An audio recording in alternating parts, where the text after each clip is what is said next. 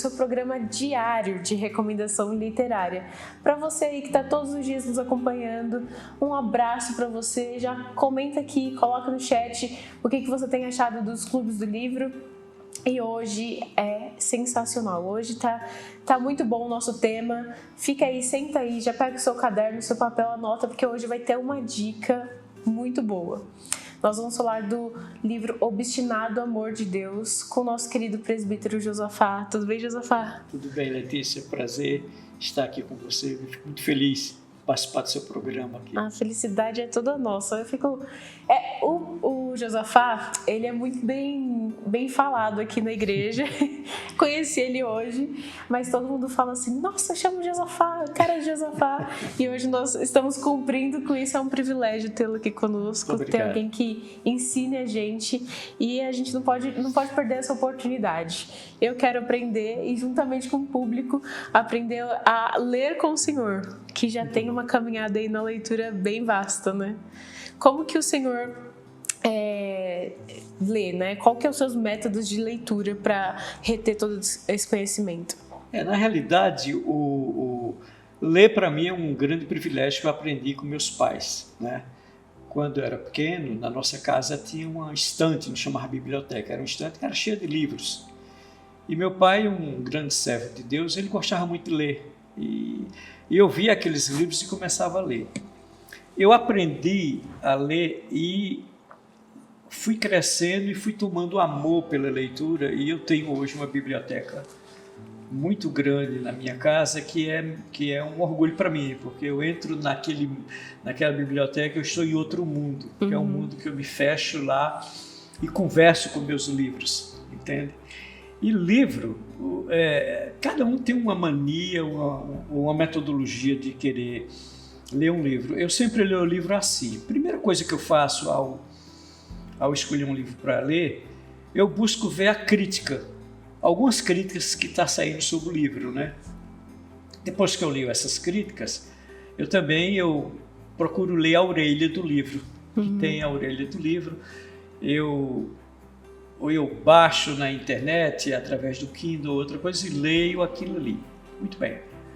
Uma vez que aquele livro me convence, eu compro esse livro, e a primeira coisa que eu faço quando eu vou ler, eu abro o livro e já coloco uma data, tipo São Paulo, novembro de 2020. Por quê? Porque aquilo ali vai ficar um registro para quando eu voltar outro dia, tá aquele livro ali, naquele mês, etc e tal. Muito bem, eu abro ali, e quando eu vou ler, eu sempre leio com uma caneta e um marcador. Por que eu faço isso? Porque a gente entende que livro, ele fala com você, e o livro, ele traz coisas muito boas que modifica, inclusive, algumas atitudes que você tem perante a vida, né? E quando algum texto salta da página para mim, eu grifo. Eu grifo aquele texto e vou passando as páginas e vou grifando aquele texto. Outra coisa, quando eu estou lendo um livro, quer seja um livro cristão ou um livro secular, se eu vejo sobre uma cidade, ou um personagem, ou um quadro, alguma coisa, eu vou no Google e vejo que cidade é essa, até para que eu possa memorizar aquela cidade no contexto da leitura, entendeu? Estou lendo sobre cidade X, aí eu entro, vejo um pouquinho o que é a cidade, de repente o autor cita um quadro, eu vou lá naquele quadro, vejo aquele quadro, vejo o que é que se fala sobre o quadro, ou senão alguém cita a referência de um próprio outro autor, e eu vou e também faço isso para ver quem é essa pessoa. Tá certo? Isso vai enriquecer na minha leitura, porque o livro é uma ferramenta muito boa para quem gosta de ler. Outra coisa que eu faço, Letícia, é o seguinte: eu sempre dedico um tempo para, quando eu pego o livro, eu tenho que ler o capítulo todo. Eu não deixo para parar no meio do livro, tá certo? Isso que eu ia perguntar, se Não, você já pesquisava na hora. Por exemplo, às vezes você tem livros que são densos, né, de 600, 700 páginas, e os capítulos são também grandes, mas eu só leio se eu tiver condições de terminar um capítulo, tá? Aí eu vou e termino o capítulo, aí boto meu marcador lá para continuar o outro capítulo lá. E muitas vezes o livro, ou no livro que eu leio no livro, eu tenho um Kindle, tanto no livro como no Kindle, além de grifar, se eu tiver necessidade de fazer alguma observação, eu também faço no livro, porque é uma coisa sua, você escreve aquilo lá e deixa aquele negócio lá. Muito bem, e assim eu vou lendo esse livro. Outra coisa que eu faço é que eu consigo ler 2 livros ou 3 livros simultaneamente ao longo do mês, porque eu gosto muito de ler, tá certo? Aí eu posso estar lendo um livro aqui evangélico, um livro cristão, e daqui a pouco, em outro momento, eu estou lendo uma ficção, eu estou lendo um livro, uma biografia, mas eu consigo ler 3 livros. Pode perguntar, você não faz nada? Não faço, mas eu acho que todo mundo tem 24 horas, e se você dividir bem, você consegue ler. É só você aproveitar as oportunidades. Ou você está viajando, ou você vai no canto, ou você vai no consultório, ou você está no metrô fazendo uma viagem. Eu sempre encontro pessoas no metrô lendo, não é? E aí dá para você fazer isso. Porque o que é que a leitura faz? A leitura, o livro, ele abre os teus horizontes, né? Você não sabia daquele assunto. A partir do momento que você lê sobre aquele assunto, vai abrir os teus horizontes. Isso enriquece a tua vida, né? Nós temos um versículo que diz na Bíblia o seguinte: eu vim para que tenham vida e vida em abundância. E a abundância também é de conhecimento. Você conhece outras coisas, você vive aquelas coisas. E o livro é uma ferramenta que é barata, é gostosa, e você pode ter, no momento que você quiser, a seu lado, na sua cama, você indo para algum local. Por isso que esse livro é uma coisa muito boa. Muito bem, depois que eu leio esse livro, eu faço um pequeno resumo. Aí escolho um local no livro que tem uma página em branco e faço um pequeno resumo daquele livro. Pequenininho, só para mim. Até para enxergar o que foi que eu tirei de proveito, foi que aquilo trouxe de impacto para a minha vida, eu coloco ali naquele livro. E a parte final, eu compartilho com amigos que gostam de ler. Eu tenho um grupo de amigos que gostam de ler livros e eu gosto de compartilhar. E às vezes eu tenho um site também de relacionamento fechado, falando sobre literatura, que eu também coloco lá a minha opinião e incentivo pessoas a ler aquele livro, dizer, olha, esse livro é bom por isso, por isso, por isso, por isso, por aquilo. E é assim que eu faço. Eu já tenho um pedido já. Por não. Eu quero entrar nesse grupo. Esse é um grupo do Facebook que chama Amantes da Literatura. É um grupo fechado, mas que você tem aproximadamente hoje 50 mil pessoas que ele lê um livro e escreve, algumas pessoas leem e tem muitas pessoas que comentam sobre o livro que leu, não é? Isso é uma coisa muito boa. Esses dias eu coloquei exatamente essa metodologia que eu gosto de ler, né? E foi bom porque a gente interagiu com as pessoas. Uma coisa que eu esqueci de dizer, que eu coloquei lá, é o seguinte: eu gosto de ler com música. Eu também. Tem gente que não gosta de ler, né? Ele diz que a música atrapalha, não é? Música atrapalha. Eu amo ler com música. Qual tipo de música você? É o seguinte, eu tenho o meu Spotify, eu faço uma playlist, e eu tenho músicas, e eu tenho um playlist de várias situações. Se for um livro mais tranquilo, você bota aquela música. Se for um livro épico, você coloca uma música assim, e você vai colocando. Por exemplo, um livro como esse que eu li, eu coloquei alguns hinos de meditação que te ajudam a refletir. Uns hinos suaves, instrumentais. E aí eu vou lendo o livro e estou ouvindo. E aquilo ali me eleva, entendeu? E eu me encanto em ler com a trilha sonora. Eu coloco lá o earphone, né? E o mundo desaparece, fica eu, o livro e a música. Exatamente. Eu gosto de escutar com música clássica, né? Com música clássica. Gosto muito. Só que tem os tipos, né, de música clássica. Então, quando é um livro mais pesado, assim, mais parrudo, eu gosto de escutar com Tchaikovsky, que tem aqueles bumbum, né? Assim. E eu acho que é uma delícia, porque a música parece que me concentra melhor. Se eu tiver sem música, eu fico mais... Eu vagueio, assim, no que tá acontecendo ao redor. Então, eu já ouvi falar que a música ajuda a gente a se concentrar naquilo que a gente está fazendo. Exatamente. E você falar de música clássica, eu tenho uma playlist minha que o nome é Toca o Coração. Eu mesmo fiz, que é aquela música clássica que toca o coração. É quando eu tenho um livro assim, que eu preciso de uma inspiração maior, uma coisa, um local que você tem que ler com bastante tranquilidade, eu coloco essa playlist e viajo com o texto e com a música, né? Nossa, essa coisa que é muito delícia. Boa, né? Eu acho que é legal da leitura, como o senhor falou, essa questão de você... É um ambiente interno, né? Você internaliza a leitura com a música, entendendo aquilo que você está lendo, fazendo as suas anotações, marcando. E depois que você fez todo esse processo, você divide com as pessoas. Então, ter esse espaço, esse ambiente de clube do livro, ter esse ambiente no Facebook, nos grupos de WhatsApp, para compartilhar com pessoas que vivem o mesmo que a gente e divulgar o conhecimento, né? Divulgar aquilo que a gente está vivendo. E aí, você de casa não tem desculpa para não ler mais. Porque aqui, como o senhor falou, de ler no ônibus, ler no metrô, ler no avião, ler em qualquer lugar que você encontra oportunidade, isso faz toda a diferença. Porque você vai remir o seu tempo, né? Claro. Você não precisa sentar 2 horas e agora eu só vou ler. Isso é uma delícia. Eu, assim, quando chega o meu domingo, tem que ter o meu momento de deitar, de sentar-se na minha cama e ler. Mas nem todo dia tem essa oportunidade de sentar e ler 2 horas seguidas. Então, no ônibus, no trem. Agora, você que dirige fala assim, não posso ler no carro. Tem audiobook também. Então, a gente não tem mais desculpa, né? A gente tem acesso. E outra coisa, Zé Letícia, hoje, se você vê 10 pessoas na rua, as 10 pessoas estão no celular, olhando o celular, né?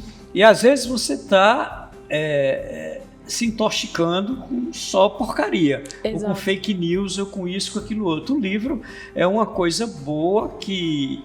Pode também estar no celular o livro, se você baixar um aplicativo, você lê no celular, mas é uma coisa que está enriquecendo a tua vida. Né? Essa é uma coisa que... Exato. Essa é a diferença que você tem. Né? Eu estava vendo uma imagem esses dias de... Antigamente, no trem, todo mundo de livro, com livro na mão. Não existia celular, então estava todo mundo com livro.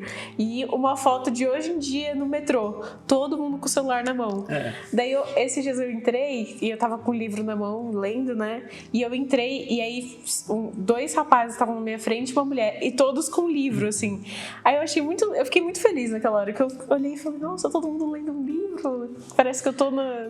mas é bom, eu gosto muito de andar de metrô, e quando eu tô no metrô, que eu vejo alguém lendo um livro, eu tento passar perto dela para ter a curiosidade de ver a capa do livro, o que é que ele está lendo, né? Exatamente. Mas isso é uma coisa muito boa, né? E você encontra hoje, principalmente alguns jovens, você encontra as pessoas lendo, né? Não é muito, mas você consegue ver. Quando você encontra, você fica feliz, né? A gente fica feliz, porque é uma coisa que eu gosto e vejo isso, pessoas lendo também livro, né? Esses dias eu estava lendo um livro de aconselhamento, né? Aconselhando casos difíceis.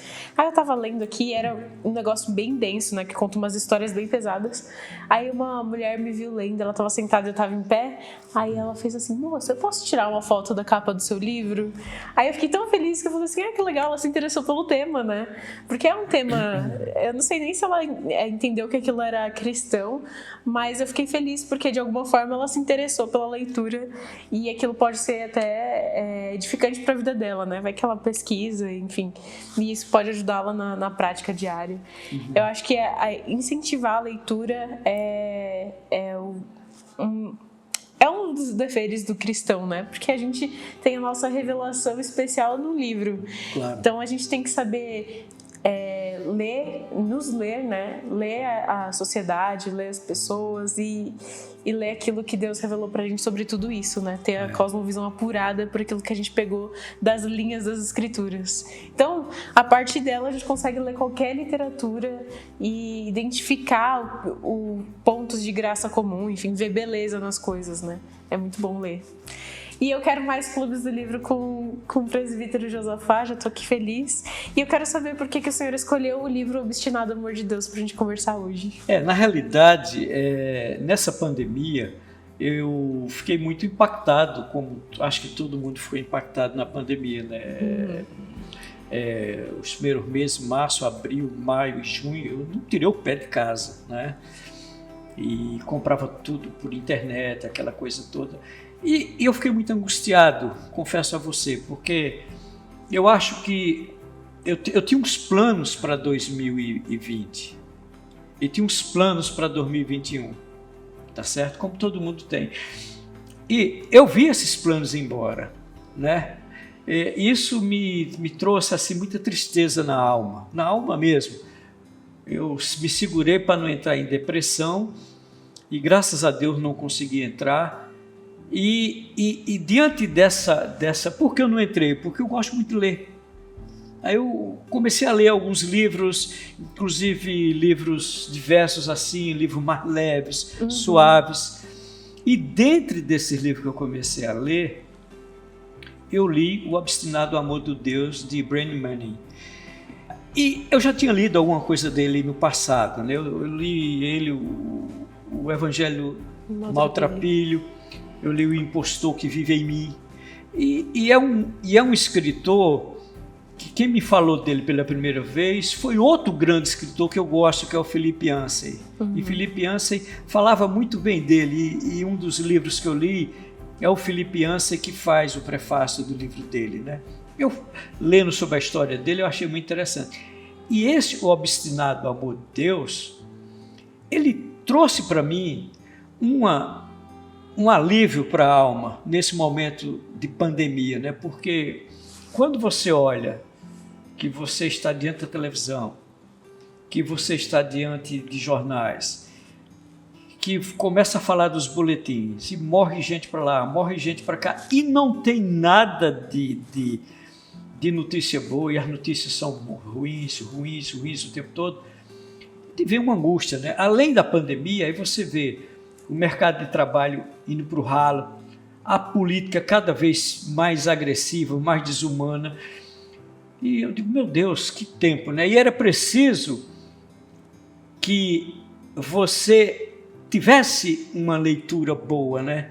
E para mim esse livro foi como, a experiência que eu tive com esse livro foi como assim, aquele versículo, entra no teu quarto, fecha a porta e em secreto, ora para teu pai. Eu senti essa minha experiência desse livro, porque o Brennan, ele começa a falar desse amor de Deus que é muito grande, que você não tem dimensão do que você é, do que você está e do que Deus faz na tua vida, né? Por isso que eu comecei a ler esse livro, né? E eu queria, Letícia, ler alguns trechos desse livro. Claro. Deixa eu pegar aqui para você. Ler alguns trechos desse livro, porque como eu falei para você, quando eu leio um livro, eu grifo algumas coisas que saltam das páginas. Tem até né? umas marcas. Aí eu marquei aqui, ó. Eu marquei aqui porque realmente isso aqui me mostra esse lado do livro do Brennan, né? Ele começa dizendo assim, ó: o mestre não nos quer perfeitos, apenas verdadeiros. Ainda assim, às vezes é tão grande nosso esforço para agradar a Deus e por impressionar as pessoas, tão decididos são os de seus cristãos perfeitos, que vemos nossa energia sugada e nos mortificarmos em razão da nossa exterioridade escorregadia e de nossa hipocrisia interior. Às vezes a gente quer ser muito perfeito, inclusive para as pessoas, né? E o que o livro diz aqui é: precisamos de uma transfusão de origem divina. O coração do mestre bate por nós, não contra nós. Na realidade, aí ele vai abrindo para você essa sequência de dizer o seguinte: a tristeza de Deus reside em nosso medo da vida e de nós mesmos. Como o pai que acolhe os filhos nos braços ao fim de um dia longo e cansativo, assim Deus anseia envolver em seus braços.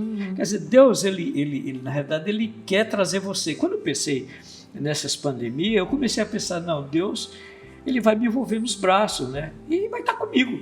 É isso que eu precisava ler. E eu comecei a ver esses detalhes aqui nesse livro, né?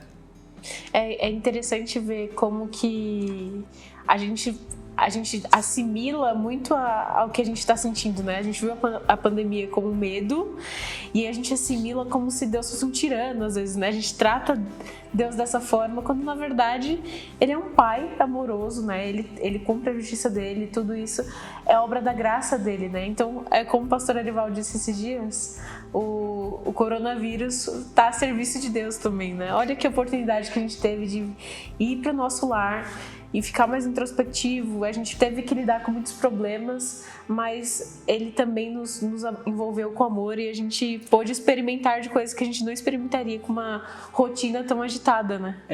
E todo mundo conhece a história do filho pródigo, mas ele coloca aqui o seguinte: Deus é o pai que correu ao filho pródigo quando este chegou em casa manquejando. Deus chora por nós quando a vergonha e o ódio de nós próprios nos paralisam. Deus nos ama como realmente somos, quer gostamos disso, quer não, e nos chama como chamou Adão para sairmos do nosso esconderijo seguro. Na realidade, nós somos medrosos, a gente está no esconderijo, nós estamos em quarentena, mas Deus, Ele não esquece de nós, Ele tá conosco o tempo todo, fazendo aquilo que Ele quer fazer para nós, não é? E uma outra coisa que ele coloca aqui que eu achei interessante é o seguinte: entregue sua pobreza ao Senhor e reconheça diante dele sua nulidade.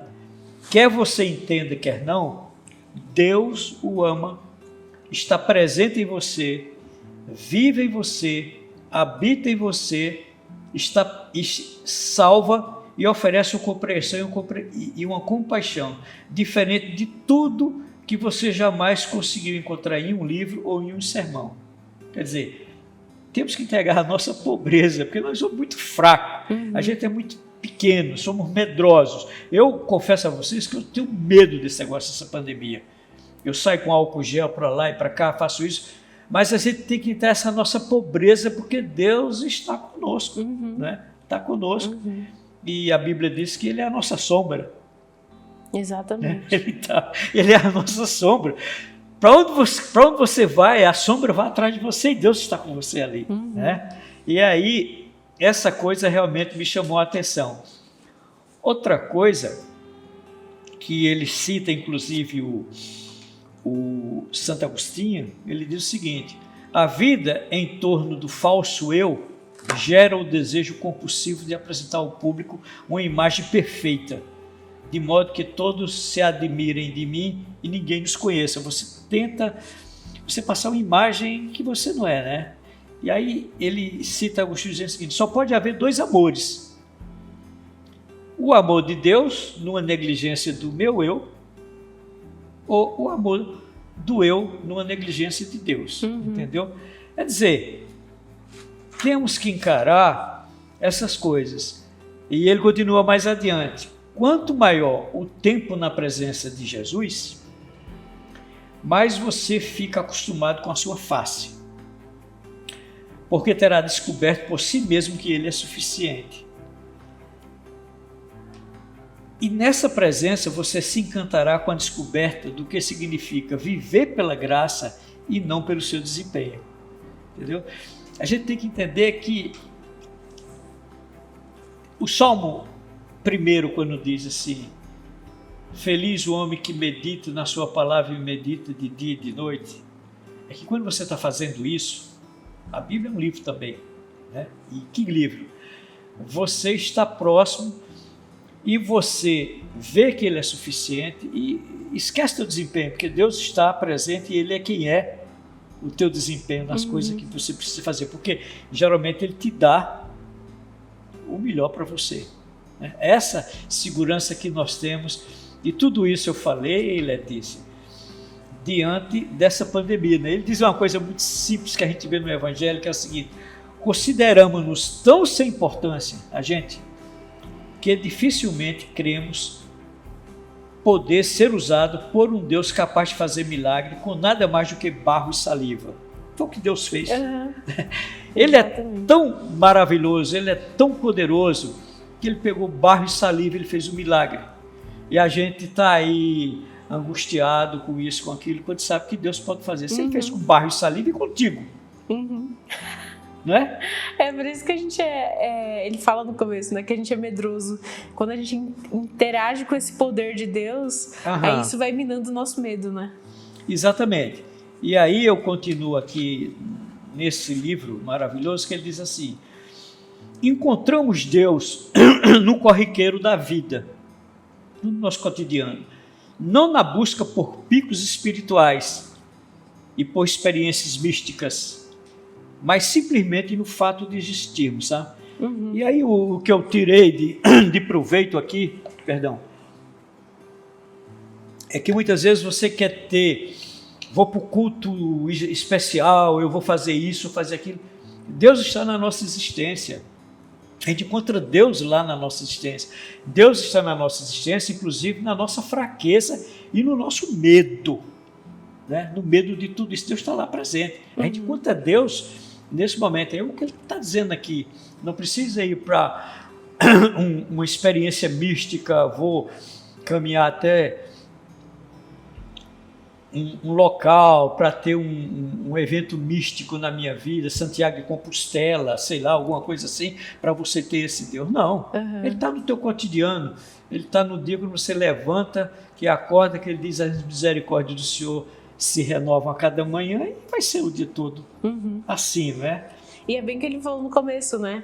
Da gente reconhecer que a gente tem medo, que a gente é fraco, que Deus vai estar lá do mesmo jeito. Então, acho que no dia a dia, quando a gente sofre as circunstâncias ruins do dia a dia, a gente entender que Deus está ali também, entender que a gente está rodeado do amor dele, né? Certo. E ele dá um conselho aqui, ele diz assim: como você se porta com as pessoas todos os dias, independente da posição ou condição delas, é a verdadeira prova de fé.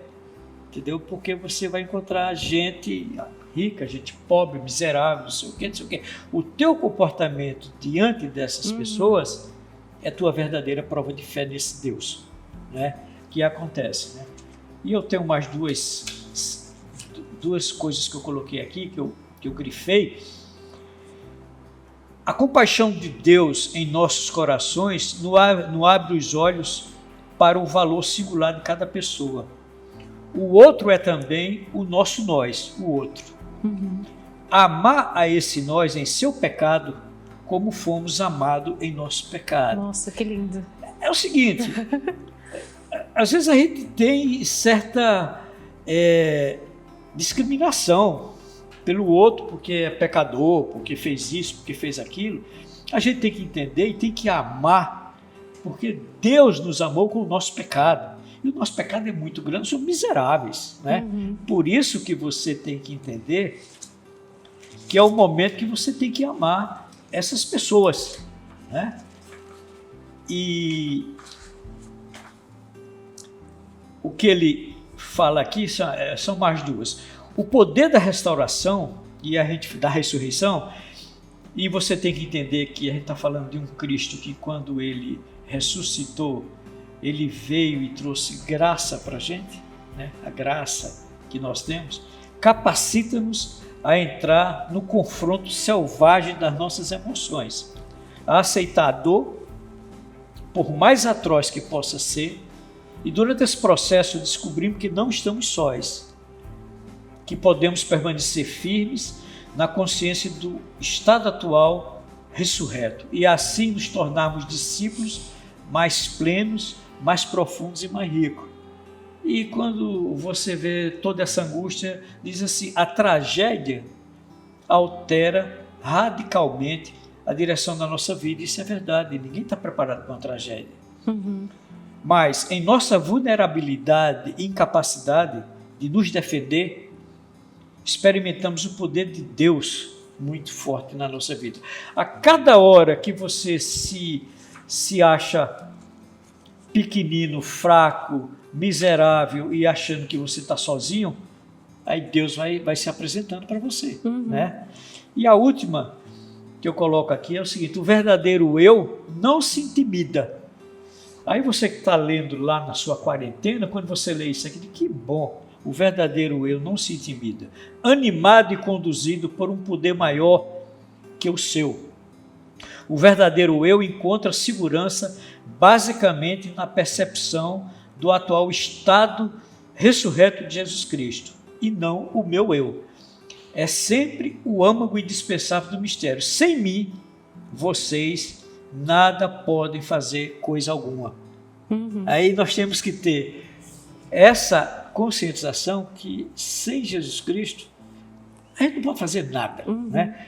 Aí é um livro, Letícia, fininho, é um livro de 122 páginas. É rapidinho. Né? Da Mundo Cristão.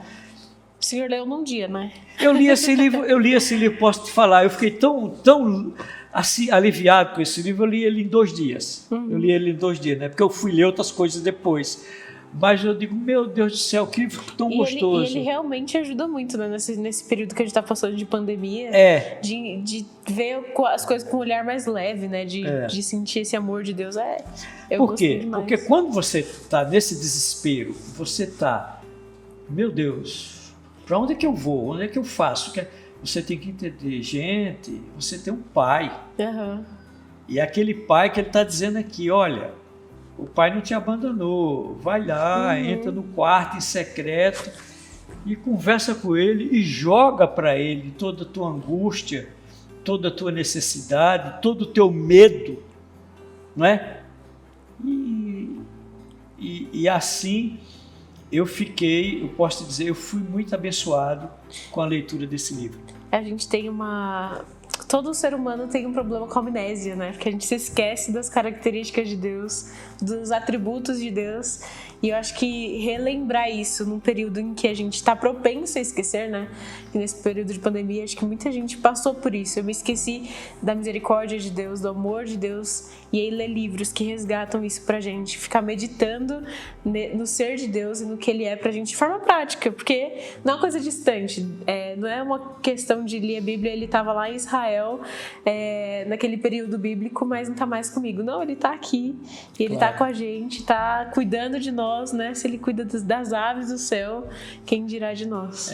Letícia, e você lendo um pouco mais sobre a vida de Brennan Manning, ele foi uma pessoa que... é isso que ele coloca aqui. Ele foi uma pessoa que passou por problemas de muitas dificuldades, de muitas angústias, de muitos pesares, e foi à superfície para simplesmente falar do grande amor de Deus na vida dele. Entendeu? Quando você lê todos os livros dele, o Evangelho do Maltrapilho, O Impostor que Vive em Mim, Convite à Solitude, que são livros dele maravilhosos, você vê que o que ele fala é o que ele resgatou do amor de Deus na vida dele esse tempo todo. E esse Deus que ele registra aqui é o Deus que vive em nós, né? Quer dizer, esse Deus que vive em nós é esse Deus que diz assim, Letícia, eu vim para te dar o melhor dessa terra para você. Eu vim para que você viva e viva em abundância, mesmo com a pandemia. Entendeu? Porque a pandemia vai passar, né? A pandemia vai passar. E eu tenho certeza que nós vamos ter a oportunidade de contar a história para as pessoas sobre a pandemia. Sim. Né? E sobre esse amor de Deus. A gente sabe de todas essas angústias. Eu li também durante a pandemia, a minha esposa leu, eu debati com ela um livro chamado A Peste, de Alberto Camus, que ele fala sobre uma pandemia. E ela, lendo o livro, ela ficou impressionada, porque ela disse, parece que eu estou lendo sobre o coronavírus no Brasil. Nossa. Isso foi um livro escrito em 1952 ou 42, uma coisa assim, porque o Alberto Camus foi Prêmio Nobel de Literatura, e esse livro dele, A Peste, é um livro muito lido sobre isso, e quem quiser entender o que é uma pandemia pode ler esse livro também. Né? Nossa, mas genial. É uma coisa impressionante que a gente vê nesse livro aqui. O diferente do Alberto Camus é que ele fala, não da pandemia, mas ele fala que o amor de Deus, você não tem a dimensão do amor de Deus na sua vida. Né? E por isso que eu digo, vai em frente que eu sou contigo, estou contigo aonde tu andares. Né? Se suba aos céus tu estás, se eu desço ao mais profundo do abismo tu estás, ele está presente, ele é a nossa sombra, a nossa direita, e é por aí. Ai, muito reconfortante ouvir isso, é muito bom conversar sobre tudo isso. Inclusive, gente, já temos o desafio aqui do Clube do Livro, que a gente já viu no começo como que se lê livros com o nosso querido Josafá, e agora você está sendo desafiado a comprar esse livro, desafio número 1. Desafio número 2, depois que você pegar esse livro, você vai fazer exatamente como ele ensinou aqui pra gente. Aqui, ó. Fazer todas as marcações, estudar do jeito que ele falou, ler, volta lá, anota todos os passos, um por um, que eu vou rever esse vídeo pra eu anotar esses passos e eu vou fazer essa leitura. E aí, no outro Clube do Livro, eu vou falar como que foi essa experiência. Quando o Josafá voltar aqui, eu falo como que foi essa experiência de ler da forma como ele disse. Aí a gente se encontra nesses desafios aqui. Comenta aqui no chat, coloca aqui nos comentários o que você achou desse novo tipo de leitura. Se você não é tão engajado na leitura, não se sinta, é exatamente pelo contrário que a gente está aqui, é para você se sentir motivado, se agarrar nisso aí. A gente está dando passos práticos para você, e aí você vai falar aqui pra gente quantos livros você tem lido. Olha só, o Josafá lê aí, ó, 4 livros por mês, praticamente um livro por semana. E aí, quantos livros você tem lido? Vamos ler juntos, vamos galgar esse caminho juntos, para a gente influenciar as pessoas também. Participe de clubes do livro, faça um grupo de leitura aí com a galera que gosta de ler junto com você, dos livros que vocês gostam. Afinal de contas, tem livro de todo assunto, tem vários estilos literários. O que você gostar, comece a ler por ele, e aí você vai perceber que existe muito gosto pela leitura. Quem sabe a gente já não se encontra no trem com os livros. Ai, que legal, quero ler esse livro aí. Olha só, já se encontra com a galera para trocar essas informações e conhecimento, e obviamente tudo isso para a glória de Deus, para mostrar a glória dele, para mostrar a luz dele.